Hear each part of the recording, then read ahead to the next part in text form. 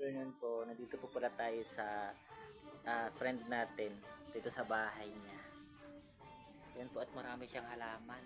Sari-sari yung halaman. Yan. O may hanger pa guys. Ayan yung mga halaman niya. Maganda lang. Ito maganda yung halaman niya. Ewan ko anong pangalan ito, hindi ko kilala eh. Inaano ko lang. Ayan. Mahilig po siya sa halaman. Yan. Diba guys? Yung bahay niya napakatahimik kasi nandito sa medyo malayo sa mga maraming bahay, parang kumbaga type subdivision pero bakanting lote siya. Yan, marami din siya din sa labas. Yan, mga halaman niya. Ayun kaya ang alin niya kanina nagpicture ako doon.